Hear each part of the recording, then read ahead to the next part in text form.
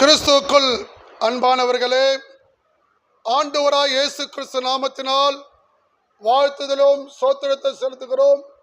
ஐஎன்பிசி Indian national bishop council 28/4/2025 காலை 10 மணி அளவில் சென்னையில் இன்றைக்கு ஐஎன்பிசி எக்ஸிக்யூட்டிவ் கமிட்டி தமிழகத்திலிருந்து அனைத்து பேராயருடைய தலைவர்கள் ஒன்று கூடியிருக்கிறோம்.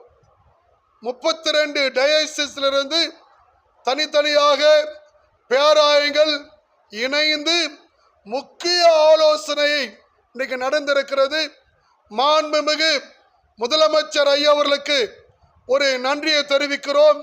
ஏனென்றால் சுயதரி திருச்சபைகளுக்காக இன்னைக்கு ஐஎன்பிசி சார்பிலும் பல டயசிஸ் சார்பிலும் நாங்கள் கொடுக்கப்பட்ட கோரிக்கைகளை ஏற்றுக்கொண்டு இன்னைக்கு கல்லறை தோட்டங்கள் 28 மாவட்டங்களிலே கொடுத்திருப்பதற்காக நாங்கள் நன்றியை தெரிவிக்கிறோம். அது மட்டும் இல்லாமல் சிறுபான்மை நல வாரிய உறுப்பினர் இன்று சேர்க்கப்பட்டிருக்கிறது.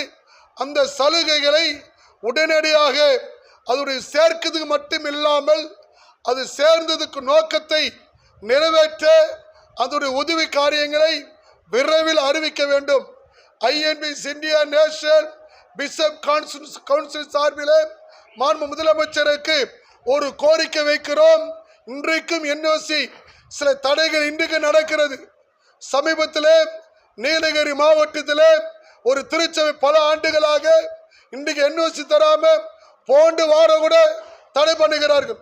ஆகினால் சிறுபான்மை பாதுகாவலரே, எங்களுடைய முதலமைச்சர் ஐயா அவர்களுக்கு இந்த கோரிக்கை வைக்கிறோம். என்ஓசி தடையில்லாதபடி கொடுக்க வேண்டும்.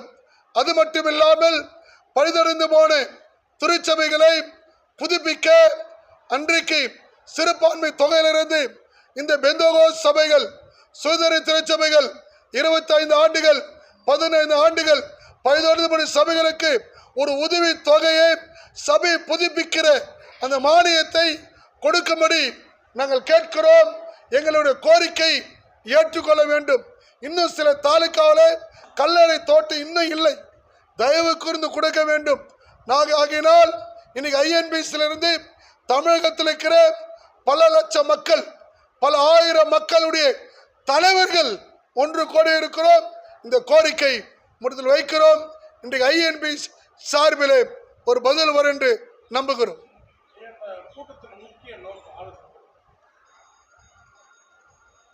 இன்னைக்கு இந்தியன் நேஷனல் பிஷப்